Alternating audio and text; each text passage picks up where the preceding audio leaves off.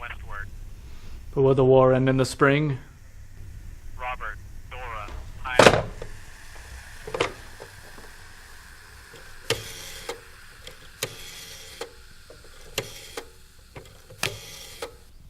Briefing will now begin. Agent Peterson is to arrive at drop-off point 9C, Unit 112, Operation Room R at 1900 hours. You are to interrogate by whatever means necessary 1. Nathan, Gregory Silvermaster. Silvermaster has been recently named suspect as a Soviet spy exposing information from within the United States government. Silvermaster is currently under custody with the impression that his holding is actually a required screening process for requested change in department. Further documents and instruction will be provided by Dr. Dixon on site.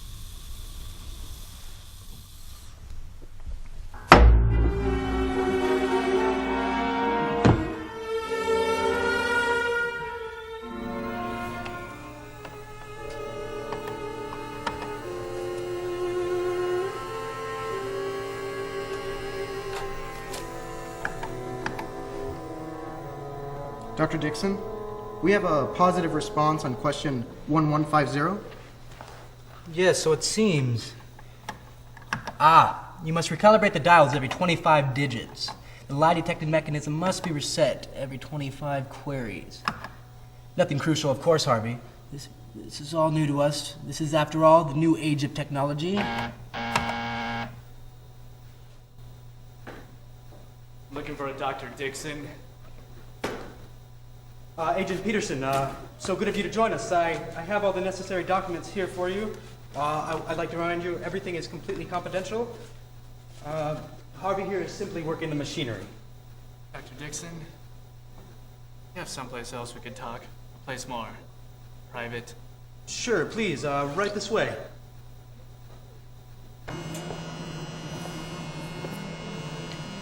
Dr. Dixon, you have some form of identification. Why, yes, of course. I suppose one can never be too careful in this time of war. Look, Doctor, what exactly is going on here? Why so busy?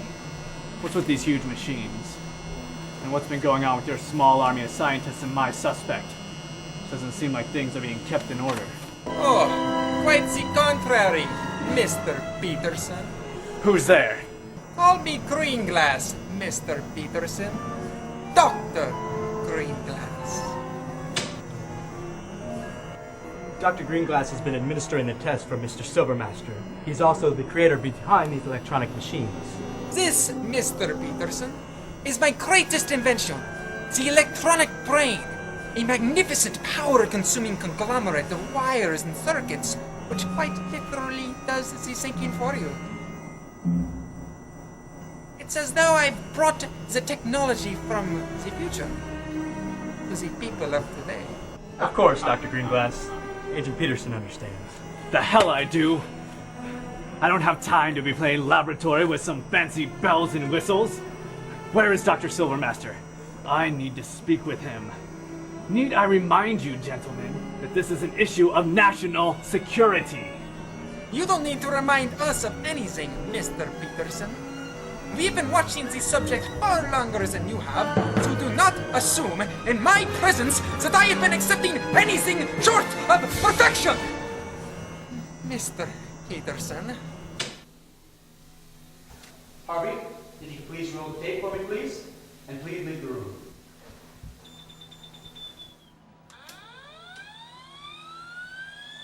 Oh, Yes, this is true. what makes you qualified for such a position? I feel as though I have done all I can for the Farnham Association and would care to assist in a department where I could be of more an impact on social matters, especially in times such as these. This wouldn't by any chance be an attempt to gain access to sensitive documents to relay top secret information to communist Soviet counterparts? Excuse me? A simple question, Silvermaster. No, and I am appalled to even be accused of such things. That's quite enough, Dr. Dixon. So, couldn't get any information out of him. Nothing of importance, I'm afraid. Well, what it comes down to. Is he lying or not? Well, the tests show he's telling the truth. But I know for certain he is a liar. For certain? We're not flipping a coin here, Green Glass.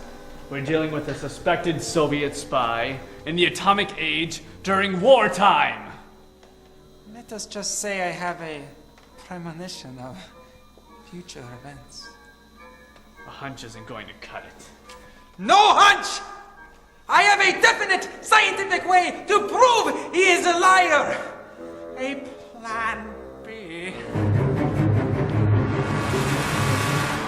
Nadia!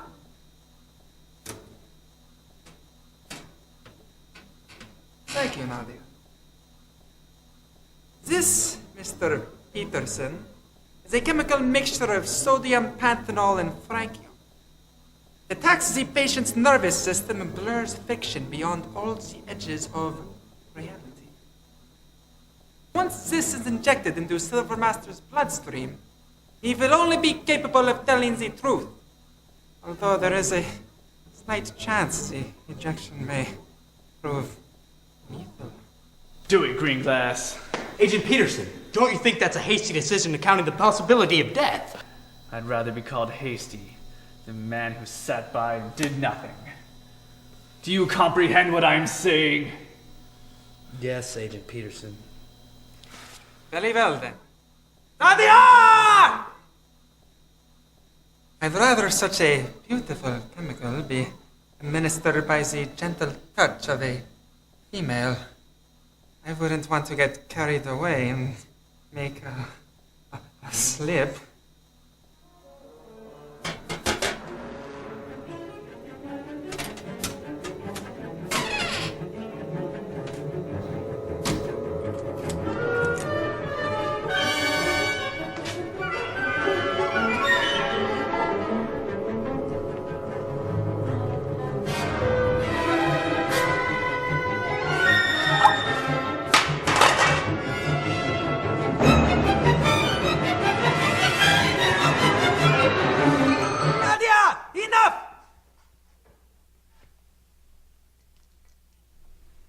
That chauvinistic big.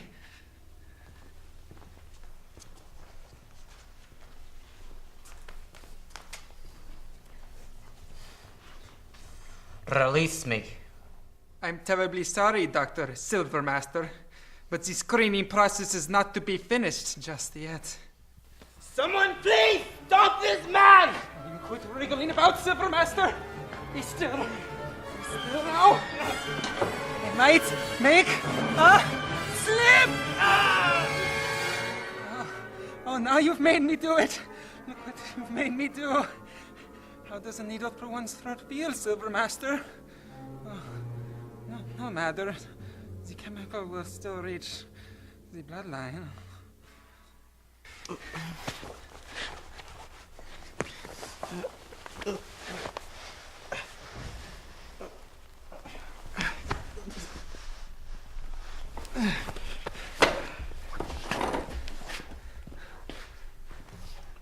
That's Silvermaster.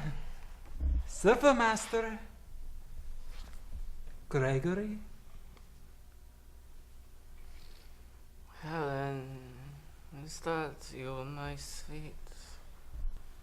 Oh, yes, darling. It is I, your sweet Helen. Have the leaves begun changing back home? No, not yet, Gregory. Now, you're on a radio show, you know. Oh. Yes.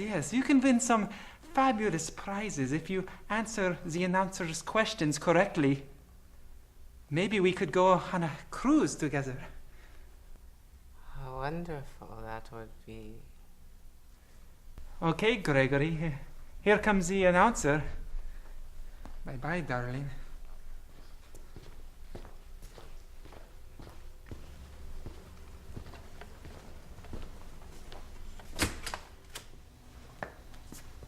He's putty in your hands, Mr. Radio Announcer.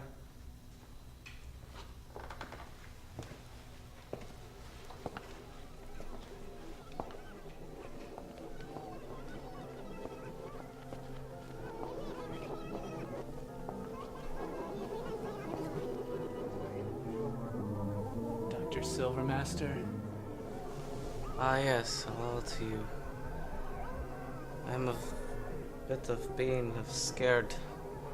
Never been on the radio before. That's fine, Doctor. There's nothing to be scared of. Well, thank you. So first off, can you tell me a little bit about yourself? Well, my mother would tell it better. First I go to Russia, then I go to China, California, and then to school. That's fine. What do you do now? Oh no, I do American farm monies, I do my own monies, and for the war, and I do it for the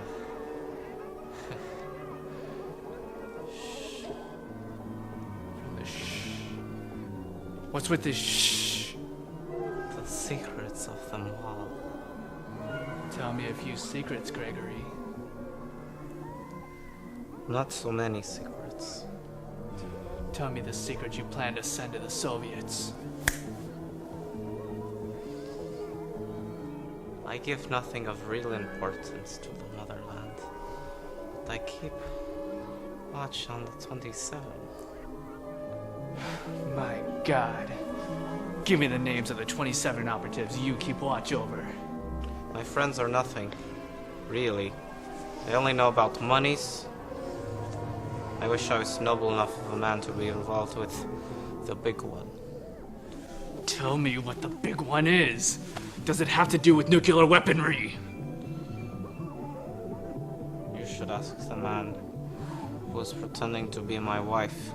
It was of great honor to see him in person.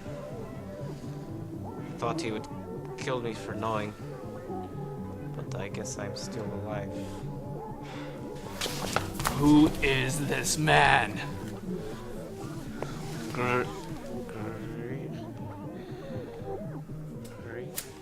I must recalibrate the sensor. Hold it right there, Green Glass. No, you hold it, Peterson, or I'll kill this traitor, this betrayer of his own people, to defy me.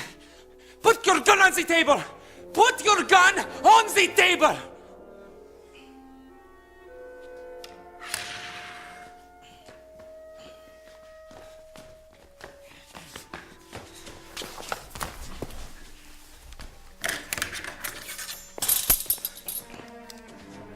Dr. Greenglass, let's not make any fast moves here. Oh, I will move as quickly as I can, Peterson.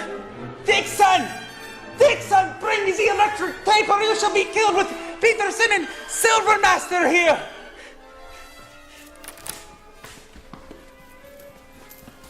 Yes. Now, into the corner with you! Get over there with Peterson!